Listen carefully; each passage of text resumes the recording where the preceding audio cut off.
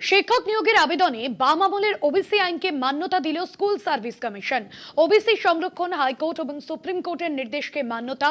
2009 OBC সংরক্ষণের 66 সম্প্রদায় এবং 7% সংরক্ষণে আবেদন করবে। শিক্ষক নিয়োগের আবেদনে বাম আইনকে মান্যতা দিল স্কুল সার্ভিস কমিশন।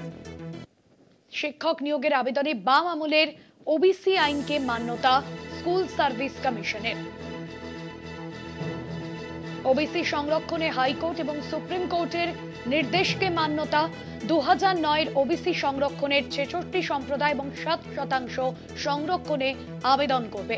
শিক্ষক নিয়োগের আবেদনে বাম আমলের ওবিসি আইনকে মান্যতা দিল এসএসসি।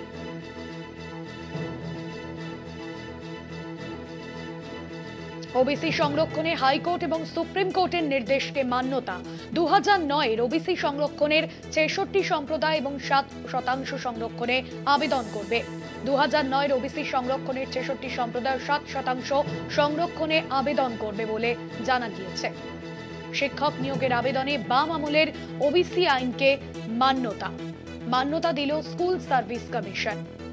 শিক্ষক নিয়োগের আবেদনে বাম আমলের ওবিসি আইনকে মান্যতা দিল স্কুল সার্ভিস কমিশন।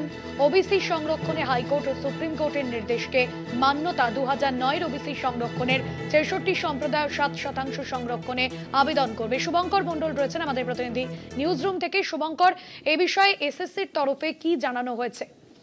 দেখো, এসএসসির তরফ থেকে ভাষ্যটি নতুন যে বিজ্ঞপ্তি জারি করা হয়েছে সেখানে কিন্তু এই ওবিসির ক্ষেত্রে 2009 সালের যে নিয়ম বা আইন, সেই আইনকে কার্যকর করতে বলা হয়েছে এবং সেখানে কিন্তু স্পষ্ট বলা হয়েছে যে 66টি সম্প্রদায় যেখানে ওবিসি সংক্রান্ত বা ওবিসি সম্প্রদায়ভুক্ত ছিল, সেই 66 সম্প্রদায়কে কিন্তু তারা আবেদন করতে পারবে। এক্ষেত্রে শিক্ষক নিয়োগের এই যে বিজ্ঞপ্তি কয়েকদিন আগে প্রকাশিত হয়েছে, কেন এই ধরনের পরিবর্তন করা হলো? কেননা কয়েকদিন আগে আমরা এসএসসি যে বিজ্ঞপ্তি দেখেছিলাম নিয়োগের ক্ষেত্রে বা রুল জারি হয়েছিল, তারপর যে বিজ্ঞপ্তি প্রকাশিত হয় সেখানে কিন্তু দেখা গিয়েছিল যে ওবিসি এ ওবিসি বি মিলিয়ে রাজ্য নতুন যে তালিকা তৈরি করেছিল সেখানে কিন্তু 10% এবং 7% এই হারে কিন্তু সংরক্ষণ দেওয়ার কথা বলা হয়েছিল এবং সেইখানে দাঁড়িয়ে স্বাভাবিকভাবে সেই নিয়ে মামলা হওয়াতে সেই মামলা যখন হাইকোর্টে যায়, সেই মামলায় কিন্তু সংরক্ষণের ক্ষেত্রে দেখা যায় যে আদালত কিন্তু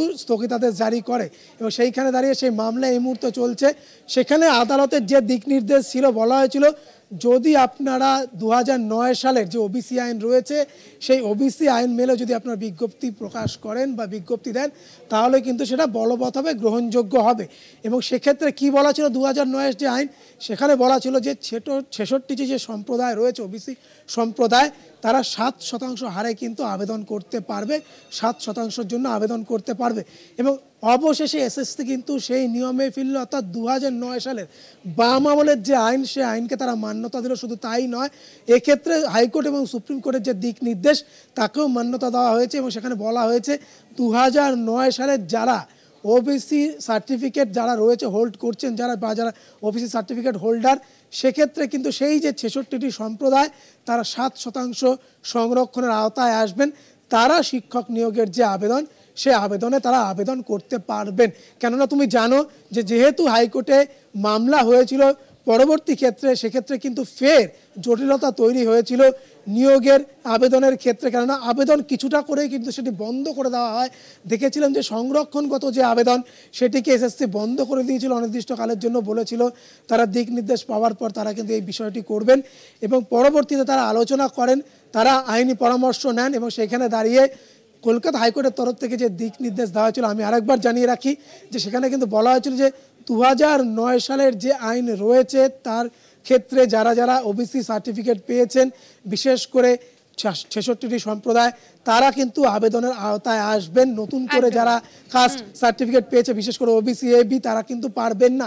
সেই বিষয়টি কিন্তু বলবৎ করা হলো একদমই। এবং এসএসসির তরফে ইতিমধ্যেই নতুন যে বিজ্ঞপ্তি দেওয়া হয়েছে সেখানে এই বিষয়ে জানানো হয়েছে। ধন্যবাদ তোমায়।